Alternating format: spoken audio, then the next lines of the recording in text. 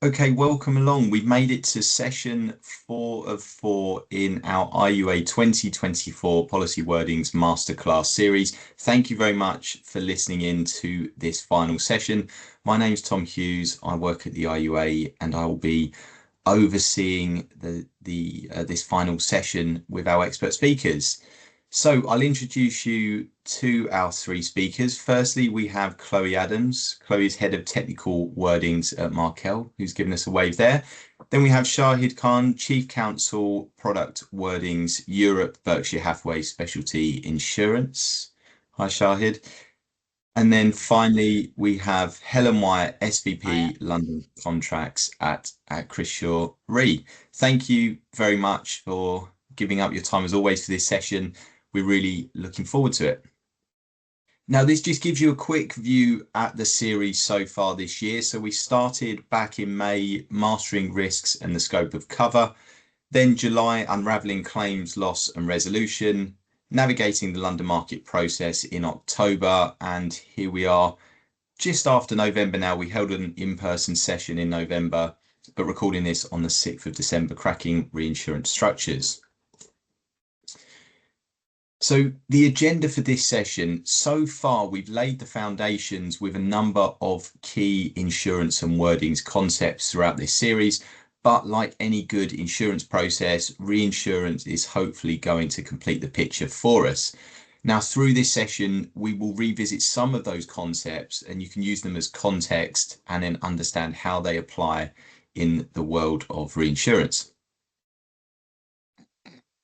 Now, a very brief look, some of you will be familiar with this slide now, at the IUA's membership. So we currently have 81 member companies. There'll be lots of familiar names for you. And essentially, these are insurers and reinsurers who are active in the company market in London. And the reason to set that scene is because we'll then talk briefly about the IUA's Clauses Committee, which brings together heads of wordings, wording specialists and counsel from across a number of different IUA member companies. Now, the group is essentially the central model clause drafting facility at IUA. It's responsible for publishing all model clauses that are issued by IUA that have that reference at the bottom. And that's across a range of different classes of business. You can see some of the clauses that we published over the last few years on screen. Now, we do have 6 broking firms represented on the group and 1 legal representative too. And we are, of course, joined by Helen today, who does represent one of those broking entities. Now, where can these IUA clauses be found? Well, it's the IUA's clauses library. That's the place to go. They're freely available. They're all searchable. And we do also hold some of the joint marine, well, I should say all of the joint marine and aviation clauses that are published within the London market. So a helpful resource to go and access. Now, with that, and with my thanks, I can pass over to Shahid, who will take us through Section 1, Introduction to Reinsurance Concepts. Thanks, Shahid. Thank you, Tom, for that introduction, and welcome everybody to, as Tom says, our final session for 2024. We started by looking at some of the key concepts when trying to determine the way in which you might interpret, draft, advise in respect of an insurance contract. But no insurance contract can, I think, be fully understood or appreciated without some understanding of the wider reinsurance world. Reinsurance is a truly global force of nature. There are about 200 companies which offer reinsurance across the globe, with the UK, Germany, Switzerland, and the US being significant centres. Companies like Swiss Re, Munich Re, Hanover Re, and indeed Berkshire Hathaway are some of the leading players in this world. I'm going to take you through now a couple of slides which will hopefully set out for you the basis on which reinsurance can be understood. At its simplest, reinsurance is insurance for insurers. And the way in which it works is that under a contract of reinsurance, the reinsured, being the direct insurer of the original subject matter. So for here, there'll be, by way of example, somebody will be looking for some business insurance, somebody will be looking for some insurance in respect of natural catastrophe. They'll go to that primary reinsurer, and that primary reinsurer will then enter into a reinsurance contract with the reinsurer. The primary reinsurer will then be referred to as a cedent or a ceding company. The reinsurer may then cede, i.e. transfer, some of that risk that it has itself assumed to a further insurer, also known as a retrocessionaire, retrocession being reinsurance of a reinsurer. And that, in a very simple way, is an example of how this whole process works. The very important thing to remind you, however, is that the insured here, the primary, the primary insurer is not a, sorry, the insured who was seeking the initial underlying insurance is not a party to the reinsurance contract as between the primary insurer and the reinsurer. Often people talk about risk mitigation without really it being delved into as to what it might mean in this context. Now, life, together with business, often involves risk, and to mitigate against these risks, we all seek some form of insurance. And insurance companies are no different.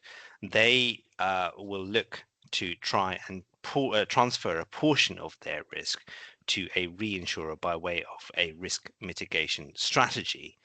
And what that happens is that they can then stabilize their financial exposure and can develop the appetite to cover greater risks to be able to afford more comprehensive cover. In other words, reinsurance becomes a shock absorber for the industry, for the insurance industry, because it allows those insurance companies to try and protect themselves against overexposure.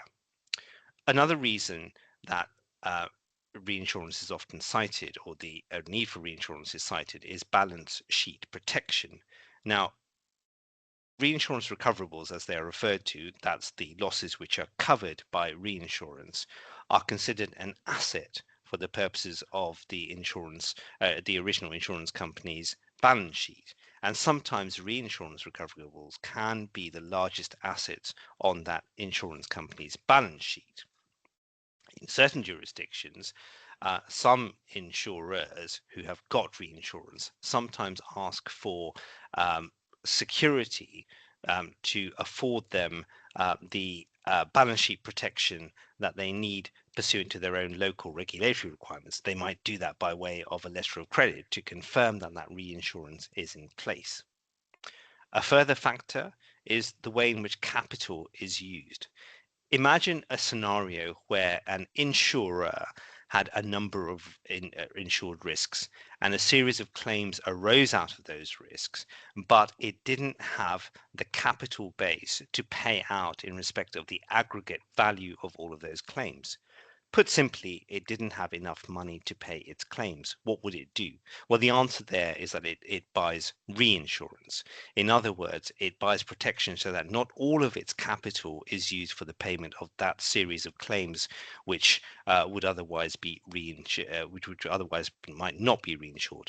The reinsurance of those claims gives it capital protection and then allows some of that capital to be used otherwise. And a final point, which may not necessarily always be obvious, is that reinsurers are very sophisticated and very involved entities. They are good at what they do. They have scientists working for them. They have doctors working for them. They have people who are specialists in specific esoteric topics, and they can help you with signing products. They can help you with claims assessment. They can help you to price things, and they are themselves a real wealth of knowledge for the insurance industry. There are often two types cited by way of reinsurance. And the terms that we come across most often are treaty and facultative, and then proportional and non-proportional reinsurance. And the first two terms, treaty and facultative reinsurance, refer to the way in which the insurance is placed. And the other two are the way in which the losses are shared, i.e. the way in which so the reinsurance has been structured. Now, facultative reinsurance is usually concerned with the placement of a single risk. There is no prior agreement between the reinsurer and the insured. The insured will come to a reinsurer seeking cover in respect of this one-off risk, which may be a specialist risk. And that will be dealt with almost in the way that a normal insurance contract will be dealt with. And we'll be going into a little bit more detail later in our session about what facultative reinsurance looks like. Treaty reinsurance, on the other hand, is where a primary insurer wishes to reinsure all of its policies within a certain risk category. And what they have done is they have come to an arrangement with a reinsurer about the terms on which that can be done. For example, they'll have a portfolio of risks, and there is then, as a result of that reinsurance treaty, that reinsurance contract being in place, an obligation on that reinsured to cede those risks, and a concomitant obligation on the reinsurer to accept all those risks which are within the ambit of that treaty. The reinsurer in those circumstances cannot ordinarily refuse to provide reinsurance protection for the risks which fall within the scope of that cover. Proportional reinsurance talks about where the reinsured and the reinsurer share premiums and losses by a set ratio or percentage, which is clarified in the reinsurance contract. Ordinarily, the reinsurer's share of the premiums received by the reinsured under the underlying contract is proportional to its obligation to pay any losses under the reinsurance contract. Normally, there is also a deduction from the premium payable by the reinsured to the reinsurer by way of a commission to the reinsured, which represents the administration and transactional costs incurred by that reinsured in insuring the original risk. And the proportion of risk retained is called a retention. Now, non-proportional, on the other hand, is a scenario where there is no fixed or predetermined split of premiums or losses. And in these circumstances, it follows, therefore, that the insured retains a bit more premium. Ordinarily, how it works is that losses up to a certain amount are borne by the primary insurer, i.e. the reinsured in these circumstances. And then there is reinsurance cover above that certain layer, which is called an excess of loss layer, located above the aggregate loss limit specified for the retention by the reinsured.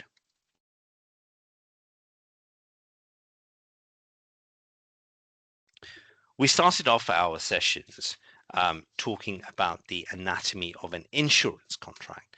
And I thought it would be good to revisit some of the terms that we looked at back in May when we first did our initial session on this. And it's important to remember that reinsurance contracts are a subspecies of non-consumer insurance contracts. And the general principles of the law of contract apply to insurance contracts. So therefore, when you look at a reinsurance contract, you look at it in the same way as you would an ordinary contract. Has there been an offer, i.e. have the terms been adequately conveyed, and have they been accepted by the other party, by the reinsured conveying the terms and the reinsurer accepting the terms? The acceptance is evidenced by the signing of a document ordinarily, which then evidences a intention to be bound, and the consideration is the payment of premium. I want to just remind everybody that the reinsurance contract is separate from the underlying insurance contract, but there will be some overlaps to note.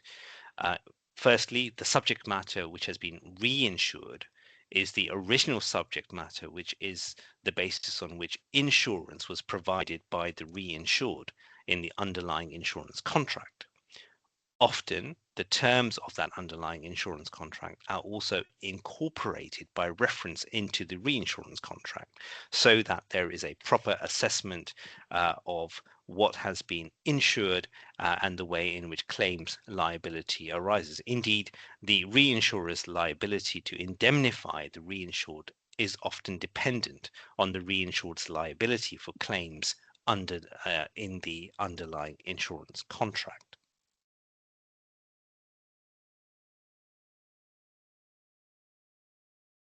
What are the terms and where do you find them?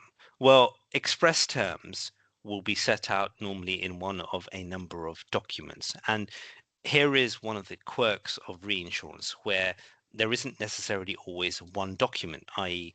a policy wording to look at. There'll be a number of documents that you need to consider in some sort of context. They may well be a slip. They may well then be a treaty wording. There will be a facultative certificate. There'll be a document known as a MURA or MRC, the MRC being the most commonly found London market form of reinsurance contract, and the MURA, the Market Uniform Reinsurance Agreement, being its US equivalent. There may be some endorsements, and indeed there is the underlying insurance contract, which we referred to a minute ago. There'll be some implied terms implied by statute. For example, Section 28 of the Enterprise Act of 2016 amends the Insurance Act of 2015 to insert a new Section 13A, which introduces an implied term into all insurance and reinsurance contracts entered into after the 4th of May 2017, requiring insurers and reinsurers to meet claims within a reasonable time. There'll be custom and usage which has developed, which will allow people to have a view as to how a term might be construed. For example, there'll be an implied term that a reinsured must exercise reasonable skill and care when writing its inward business that falls within the scope of the reinsurance. A further implied term is one of good faith not to spike claims, and that is to allocate for losses to whichever reinsurance policy would produce the maximum recovery. It is the reinsurer's right to present its reinsurance claim, but it has to be exercised in a manner which is not arbitrary, irrational, or capricious, leading to a spike of claims. And then, of course, there is always the view that the courts have taken and the common law, which will apply in certain circumstances. We're going to be looking at some reinsurance clauses in a bit more detail, but just before I conclude, here are a few that I think are definitely worth bearing in mind when you are looking at a reinsurance contract. First of all, make sure you understand what the reinsuring clause actually says. What is the nature of what has been reinsured? Has the underlying insurance contract been adequately identified and the terms of that adequately implemented into the reinsurance contract? If not, then there is a potential for mismatch in respect of coverage. Just be aware of that. There'll be clauses that talk about follow the fortunes and follow the settlements, and Chloe will talk a little bit about the difference between those. But fundamentally, these two different terms, and they are different terms, set out what reinsurance is all about. It's intended to make sure that the reinsurer follows in some way what happens with the underlying insured. There'll be a claims cooperation or a claims control type of clause. There'll be a cut-through clause sometimes where a party who isn't necessarily a party to the contract is able to claim against the reinsurer. These are dangerous, and often we advise that they should be avoided, and we'll talk through some of the issues in respect of those a little bit later. A couple of other clauses, an aggregation clause to clarify the basis on which all losses are to be totaled up and how there may be issues arising out of that. Helen will be looking at that. And then clauses as to security, retention, and termination should be considered as well. With that, I'm going to hand you over to Chloe, who will take us through the principles that are most commonly referred to when considering facultative reinsurance. Over to you, Chloe. Great, thank you, Shahid. Yes, so I will run through facultative RI or reinsurance today. So kicking off, so what is Fac RI? Like, why do we use it? What's its purpose? So Fac RI is a per risk reinsurance. So this is where we reinsure an original insurer on a per risk basis, and there's different reasons why they might do that, and some might be kind of capacity management. So it might be where an insurer wants to take on a large or a particularly complex risk, and perhaps they don't have enough capacity, or it might be that it might fall outside of their reinsurance treaty, so the risk mitigation perspective. They might not be able to put it into their portfolio coverage, so they do need to buy a specific coverage for that particular risk. It might also be, like I said, if it's a particularly niche or complex risk, that they will then need to buy a more customized coverage to be able to work on a what we call back-to-back basis to reinsure that risk. And what I mean by back-to-back is we look at the original terms of the insurance policy, and the reinsurance will work potentially with complete follow of those original terms. But it might also mean that the reinsurer will not want to pick up certain elements, so they will start to tailor some of that coverage from the kind of Fac RI perspective to the original. So pitfalls of facultative reinsurance. So whilst it's a really good mechanism for insurers to be able to get to an extra capacity level or to have some protections if it does fall outside of their portfolio, there are some elements that can make it a little bit more tricky, or things that they will need to be considering when they do use Fac RI. So things like higher costs, because Fac RI is a per risk basis.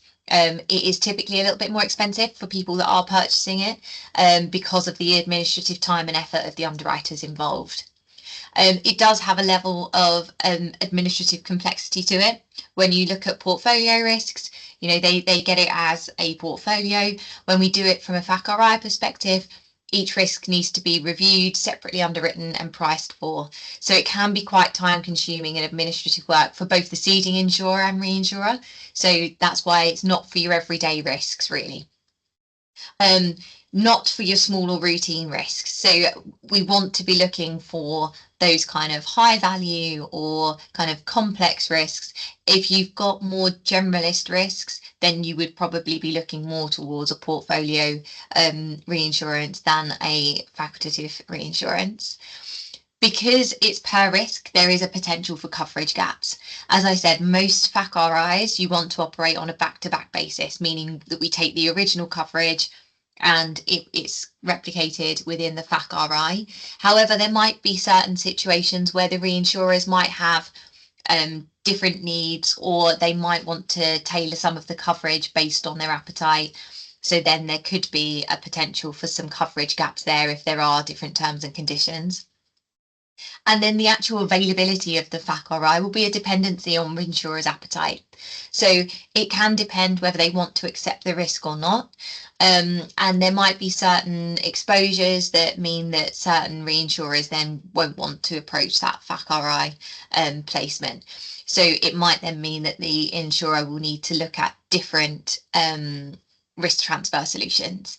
So it can be a case that if you are, hoping to purchase some Fac RI, that might not be there depending on reinsurer appetite. And if you are the reinsurer in that case, you can obviously set the different terms and conditions based on your appetite around that particular risk type as well.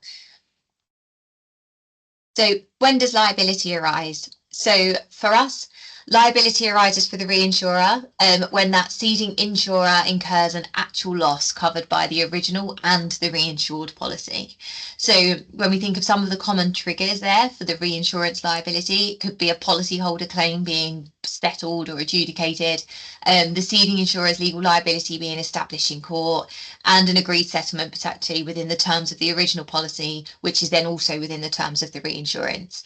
And why I make that distinction is because we do have that element where they are separate contracts, and we do need to think about the terms of the original and the terms of the reinsurance. And I will come on to talk about ex gratia in a minute as well. We also need to make sure that we're being told as reinsurers, or that the insurer knows what their obligations are in respect of notification. So within any of the Fac RIs, there should always be some clear provisions in there to state at what point the reinsurers need to be notified of any potential claims or liabilities that might be accrued under the Fac RI. So claims handling provisions. So there are various different claims handling provisions available. They've all got different implications. They are there to provide clarity at the point that a claim needs to be settled, and to make sure everyone understands their obligations at that point in time. So the four that we will look at today is claims control, claims cooperation, follow the settlements, and follow the fortunes. So kicking off with claims control, this is where the reinsurer will have the most control and input in the claim settlement. So this will be where they will take over the negotiations, any third party people to come in to solve anything, and also in control of the settlements. So this, depending on the situation, will be a selection made by the reinsurer. It might be that potentially there's quite a small retention on the Fac RI, so therefore they might feel they want to take over the claims. It might even be sometimes there's captives involved. So if you've got an internal element there, they might also want to take over the claims control in case there's any level of conflicts of interest, etc. So there'll be different reasons why they will use that. Claims cooperation.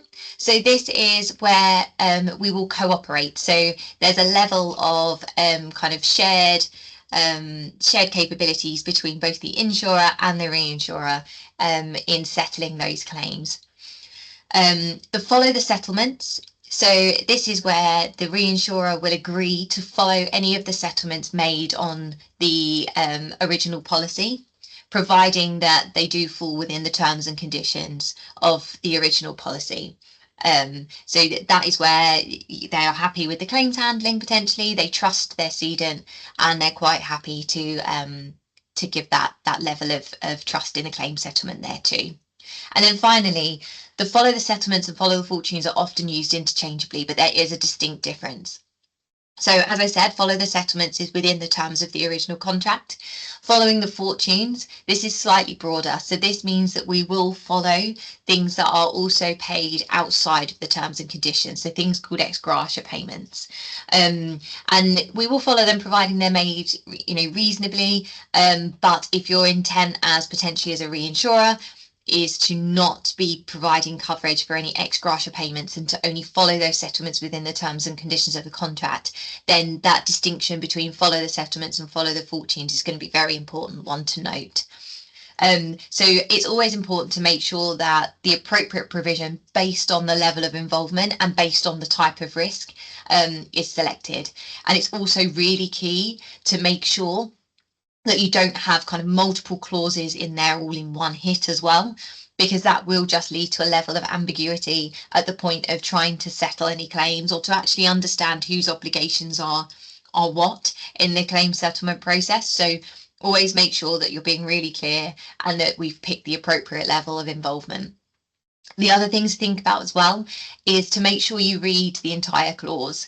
Sometimes with these clauses, they will be labelled up as, a claims co-op, claims control, follow the fortunes, for example, or follow the settlements. But the actual clause itself might not reflect what you're expecting it to do. So, for example, a claims control clause might not actually give you the right to control the settlements. So it's always really important to make sure that you read the clause as well and not just read the title in those instances. So as I mentioned, ex gratia payments. So these are quite an important tool. Insurance itself, a lot of the time, is built around relationships, about client service, and that kind of long-term promise to be there when the clients are suffering some losses, or that they need the support of their insurers. So they are voluntary payments made by an insurer to a policyholder, potentially when their claim or their occurrence that they've suffered falls outside of the terms and conditions of their policy. So like I say, there's different reasons they will do that, but it is a goodwill payment. They're not legally obliged to make the payments, which is why when you're then looking at it from a reinsurance perspective, you do consider whether you also want to follow those types of payments through from your reinsurance as well, because there will be unique circumstances as to why they make those. So it could be something that's completely unprecedented, something that the insurance world has never seen before, or that particular insured has never suffered before. So the reinsurer might then be happy to follow those on that basis. It might be that there's ambiguous coverage. So in some places, if it's kind of ambiguous, there's probably a good chance you're going to end up in a dispute. So it might be a way to kind of maintain the relationship. Each party recognises it's particularly ambiguous, so we'll then make a payment to try and settle that as a sign of goodwill, and to kind of hopefully get past that ambiguity element. And then, as I said, reinsurance and insurance is heavily relationship driven. So where we do have long-term business considerations, long-term clients, where we've built up quite a rapport and a reputation as well, that will be often a catalyst for making an ex gratia payment, just to try and retain your good clients and to be there when they do suffer the losses, and kind of maintain that relationship for them. So Shahid mentioned earlier, so the reinsurance is a distinct different contract from that of the original coverage. So we call that a privity of contract. So it's always important to remember that your Fac RI is its own distinct contract from the original contract. You've got contract 1 where you've got your original insured and the insurer, and contract 2 between the insurer and the reinsurers. So this means that our original insured has no direct rights under the Fac RI agreement. And this is really important for things like clarity of obligations.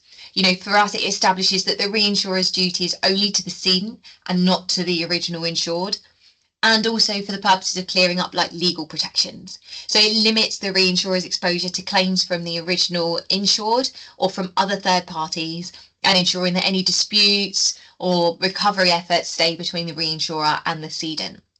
There are some exceptions, mainly through some third-party rights laws in certain territories that might have different implications, and through what we call cut-through clauses, which I'll come on to talk about in a minute. But otherwise, we always need to make sure that we're being really clear on the third-party rights in your Fac RI agreements, to make sure that we do retain that privity of contract as we progress. So cut-through clauses. So these are an interesting clause, and they can come with benefits for some, but quite a lot of challenges. The provision itself is there to allow an original policyholder to directly claim a payment from a reinsurer if that primary insurer is unable to meet its obligations, either through perhaps insolvency or some level of financial default. That's primarily what they are there to do. Why do we consider using them? Because they are there to, help give that level of financial protection when perhaps, there's been a kind of collapse in the chain. But as Shahid said, they can be very problematic. You will find that a lot of reinsurers will push back on including them. And I will come on to some of the reasons as to why they do that in a minute. So the triggers. So when we think about using them, we need to be really clear as to what actually triggers the clause itself. They are, as I said, primarily there for insolvency or when there's actually been a default in the payment. But as kind of it depends on the risk, or it might depend even on sometimes like the political landscapes that are around different areas.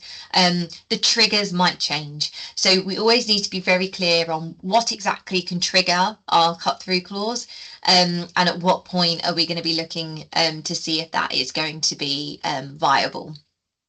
There are also legal and regulatory concerns. So we always contend with elements of insolvency law. So when we're looking at an insolvency event and then we do have cut-through clauses, sometimes that can muddy the waters and prove a bit of ambiguity between what takes precedent when we are trying to solve an insolvency event.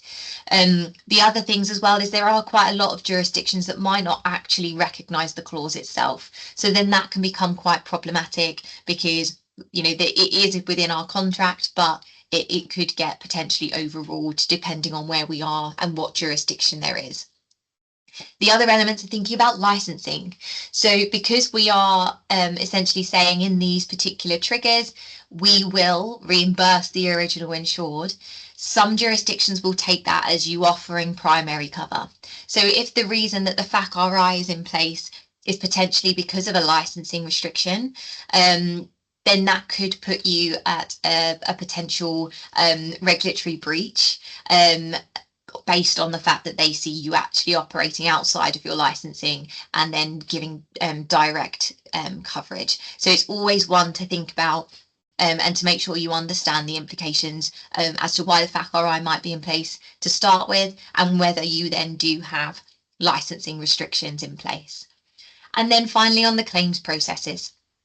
So again, it's very clear when we use different kind of claims co-op or follow the settlements and all of those good clauses as to how the claims are going to get handled under the Fac RI.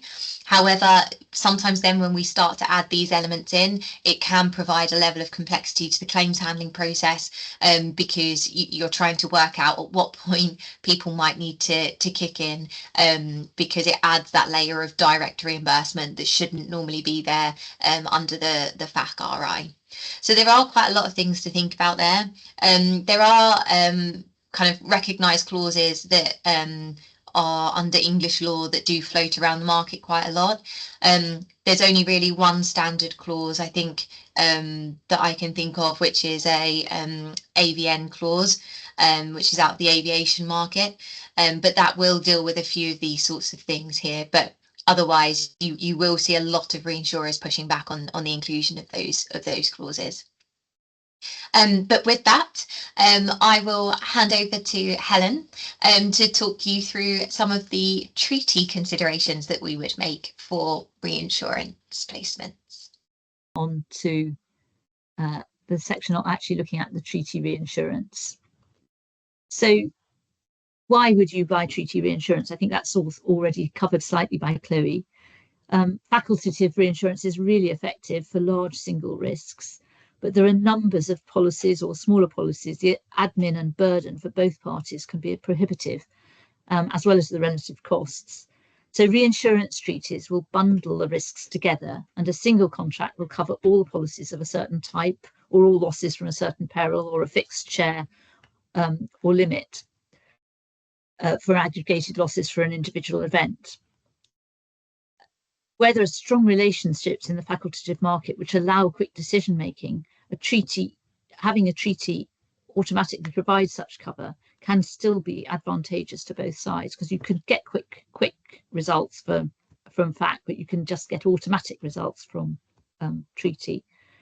As we've touched on, the administration and efficiency and reduced costs. Instead of individual accounting and policy assurance, there'll be a single set of premium payments or quarterly accounting for proportional treaties. And the reinsurer won't have to issue individual certificates. There'll just be one treaty contract. And so all these are benefits for both parties. There'll be a sharing of risk as well as profit and expertise. And that can lead to good long-term relationships of trust that help when you're developing new markets or products, or when the road gets a bit bumpy, and it just helps stabilize the market. Shahid already covered the concepts of different reinsurance types. So you'll see that the fixed share that you take could be a fixed percentage share or a fixed amount excess of a retention. This just allows certainty. The reinsurer may have real benefits from reinsuring a book of business which he might not be able to write directly in territories or classes that are close to them, and it also gives them diversity in their own book. And the reinsured has this automatic cover for all policies that satisfy the treaty criteria, so they can make decisions without having to wait for a response from reinsurers. And also, as Chloe mentioned, smaller risks that wouldn't be cost effective to reinsure individually could be included.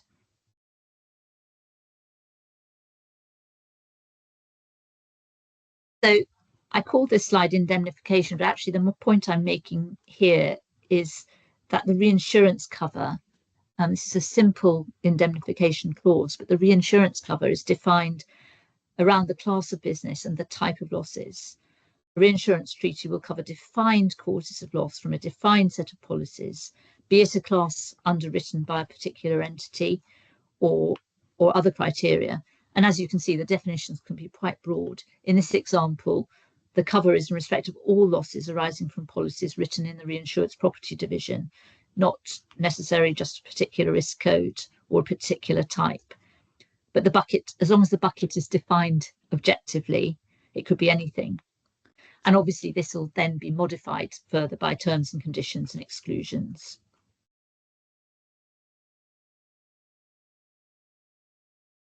So there's so much we could talk about. I thought I'd try and home in on a couple of key concepts: the basis of loss attachment to reinsurance treaties, and then sort of think about some of the issues of aggregation, which is obviously one of the reasons why people buy reinsurance to start with. I've limited my thinking on the aggregation or to sort of losses occurring rather sort of non-proportional and an event cover rather than going broader than that, but there's still plenty to talk about. So first of all, method of attachment. The fact that reinsurance treaties cover multiple policies results in a range of options for the way that losses might attach to the contract. The main options at their simplest, as I've said there, is risks attaching during or losses occurring during. And obviously losses occurring could also be claims made during. The losses occurring approach, as you will know, requires that the loss, however we've defined it, has to occur during the reinsurance treaty period. Whereas if the treaty covers on a risks attaching basis, this will generally be where the loss falls will generally be determined by the inception or renewal date of the covered insurance policy. And this is the usual method of attachment for proportional treaties where the reinsured and the reinsurer share equally in the premium and claims. So to illustrate the differences, I've borrowed this diagram from somebody else's presentation, so I hope they won't notice. We have two reinsurance treaty periods here, and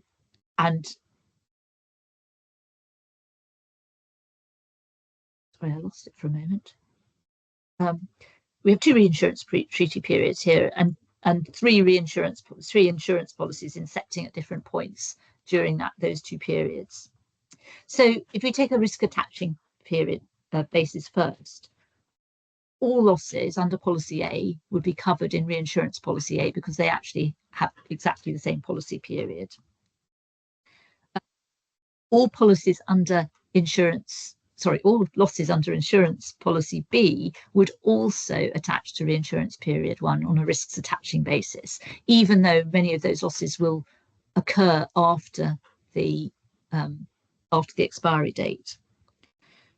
And then under insurance policy C, obviously most of the losses would actually attach to reinsurance period 2 because it's in policy C incepts there.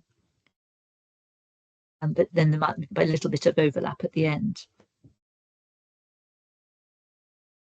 On a losses occurring basis, the insurance policy B, the losses would be split, would fall part into reinsurance period 1 and part into reinsurance period B, but 2 rather.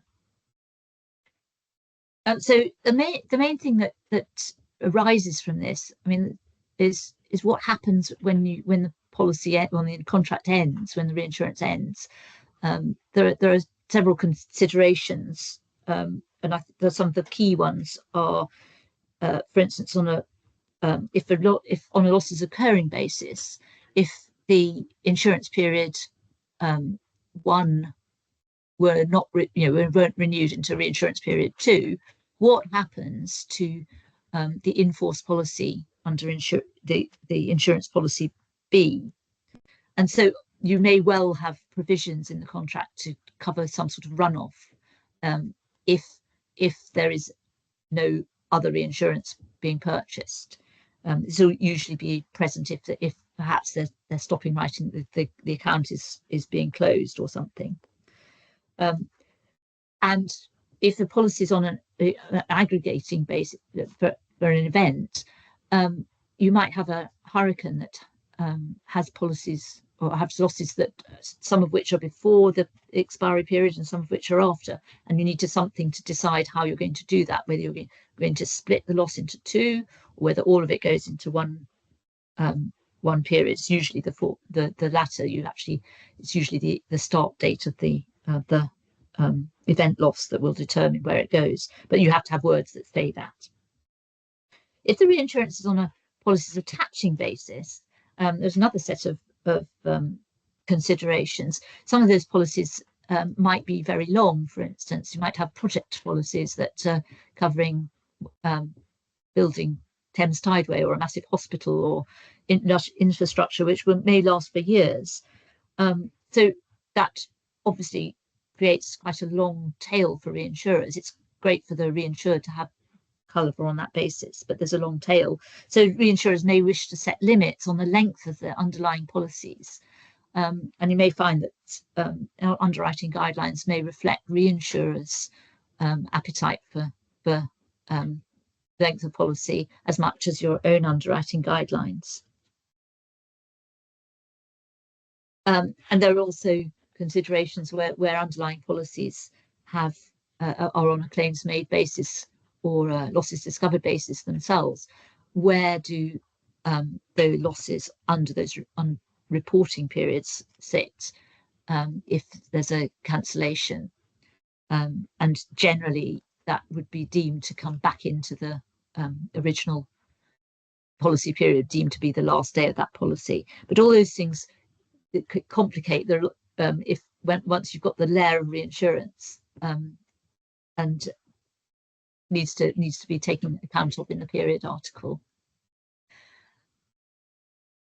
So starting to look at aggregation for the start, first of all, we decided to talk about an excess of loss contract, and we're starting to define what reinsurers will pay. As I said, we've got all sorts of losses to accumulate, but we need to define how they will accumulate in the account and how you will decide what you'll pay. So this is a very simple indemnification clause, which has a few defined terms. And we'll look after this to actually look at what your loss occurrence might be made up of. But first, the clause mentions ultimate net loss, and this is the basis, in fact, on which losses that are covered will be paid. And what elements of those losses can be included in. It's not which policies can be included, but what elements of the loss payments can be included. So regardless of whether we are covering on a loss occurrence basis or an each and every risk basis or each and every insured or each and every voyage, we still need to define what elements of the loss are included. So I thought I'd just look at what would go into the ultimate net loss clause that we would expect to see.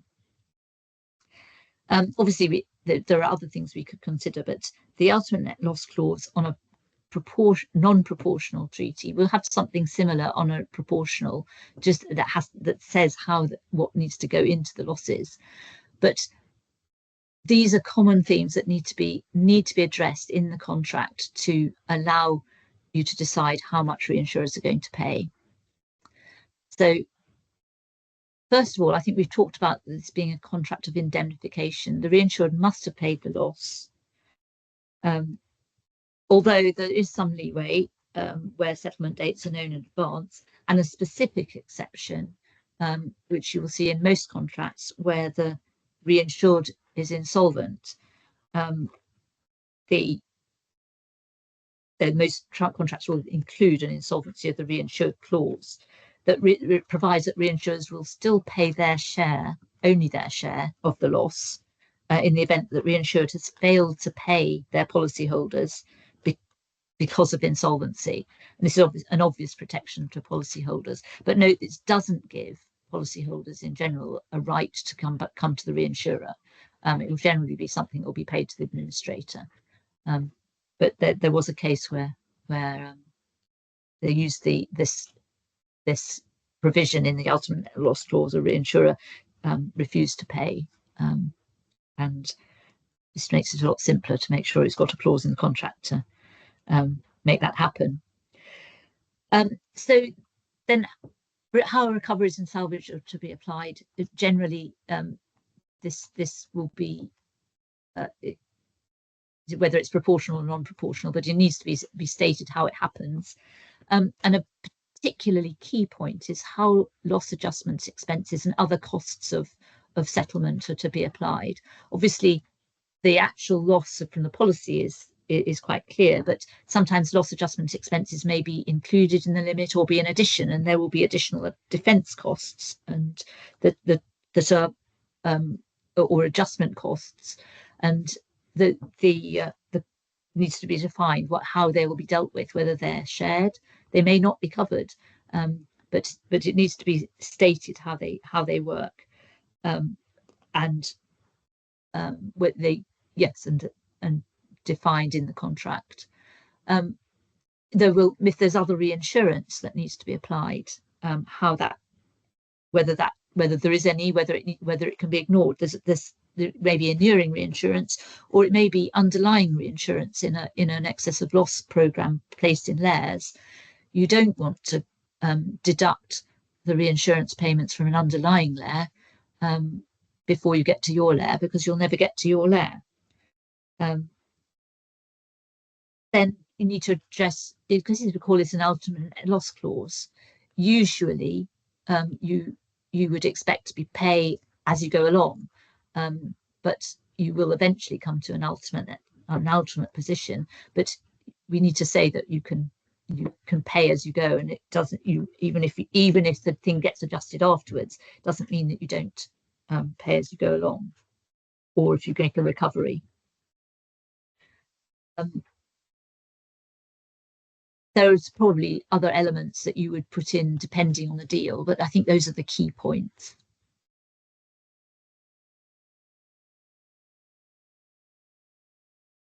So before we actually go and look at a simple aggregation clause, I thought it's worth thinking about.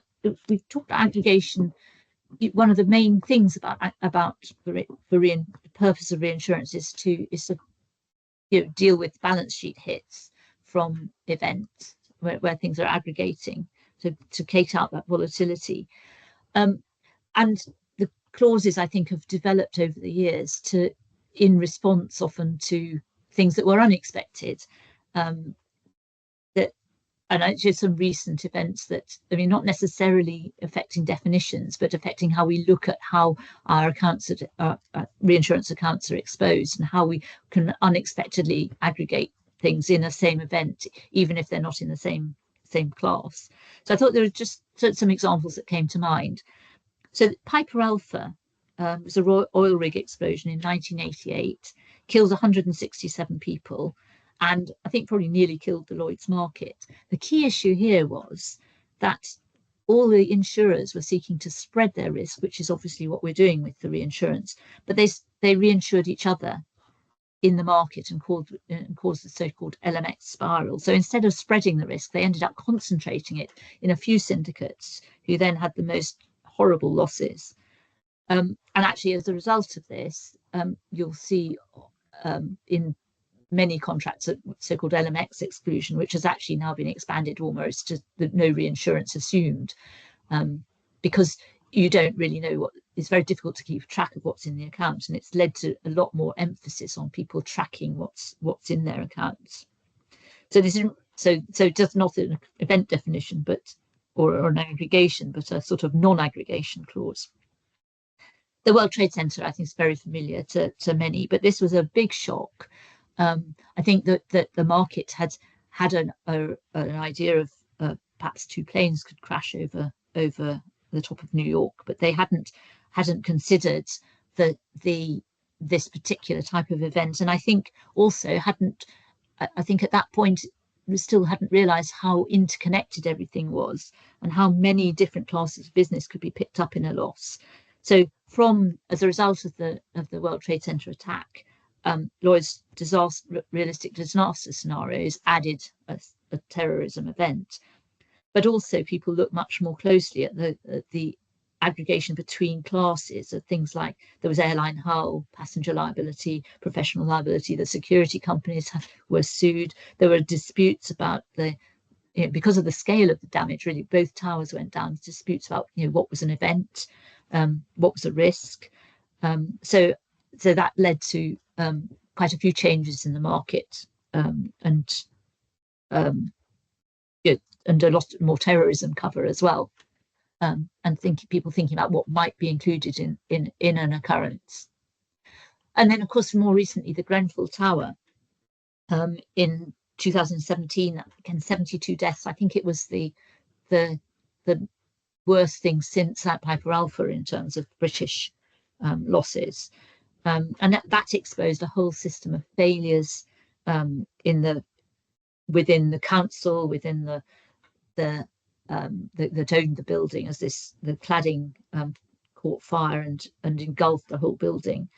But I think in the end there were 3 councils who had liability under this.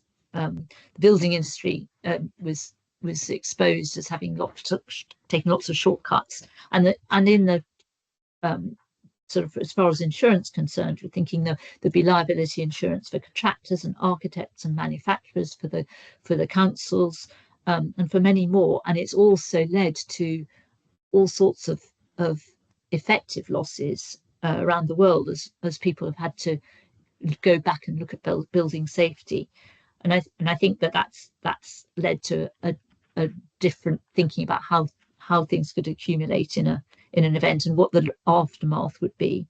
But it's just nobody thought that you could actually have these sorts of links right through the insurance system. So coming to actually defining, we said earlier we're covering the example I have was each and every loss occurrence. And so here is a loss occurrence definition. There are lots of these and different variations.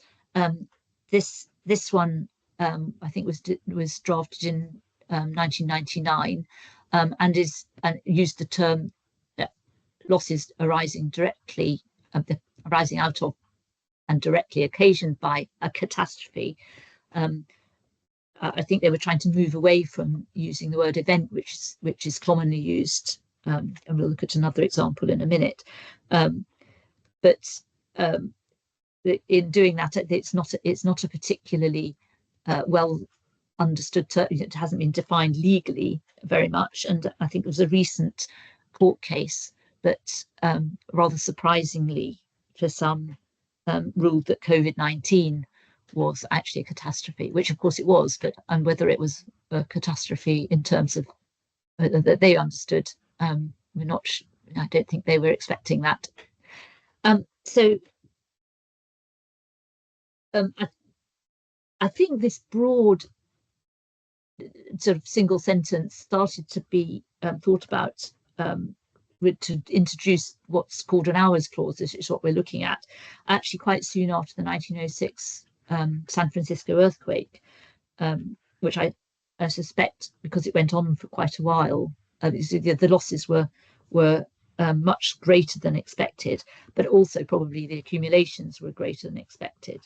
But the hours, as you see from this, they've taken particular types of peril and types of event and limited the the duration that can be selected for recovery. It said the number of hours, you'll see that will vary in all sorts of ways, depending on negotiation, but also on the geography and history of where the reinsured's book covers. I mean, this one, for instance, doesn't mention flood, whereas some European covers will have lots and lots of hours for flood. Flood obviously is not excluded, might still come under the 168 hours, but you might often see much longer periods for European covers. And obviously sometimes this is, as this is a limitation, underwriters may be subject to negotiation in certain instances, depending on whether the market's hard or soft. So just this is another example of the first paragraph, thinking of the tailoring. This is the US very standard hours clause. And as you'll see, they've got an event, but they're talking about any one disaster, accidental loss, or series of disasters, accidental losses arising out of one event, which occurs within the area of one state of the United States or province of Canada, and states or provinces contiguous thereto. So that's reflecting very, very specifically the geography, the political and meteorological geography of the US, where you might have a hurricane that could sort of hit down in one of the southern states and then go out to sea again and come back in New York. And actually that would be two events from that point of view, which may be advantageous or not, depending on what what your losses are to either party. And there'll be lots of variations depending on the part of the world and the history. So at the end of this comes at the end of both clauses that we've looked at. The company may choose the date and time when the hours commence. And you can imagine that they might have a hurricane that goes on for several days, but each company's reinsured footprint will actually be different, and so they can choose the bit that's worst for them, which is makes the hours clause fairer. Obviously it will limit reinsurers' liability, but it provides a fairer outcome. And in this example, they're actually may have the choice of reinstating in the same event, provided no two periods overlap. This could be a real advantage if there's something that goes on for a long time, although note they will have to take two retentions as well and pay some reinstatement premium. This is something that very often comes in and out depending on the state of the market. Finally, this is an aggregation clause that might be more common on a liability cover. Again, we've got the term loss occurrence, but we're talking about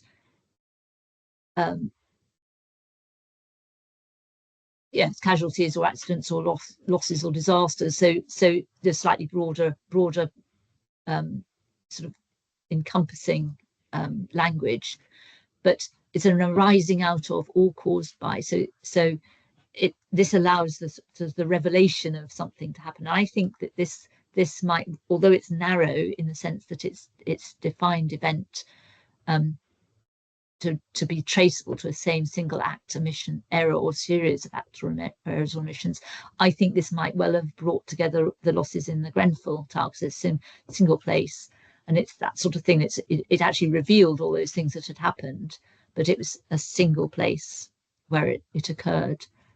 But again, on the casualty side, it is more difficult to come up with clear definitions.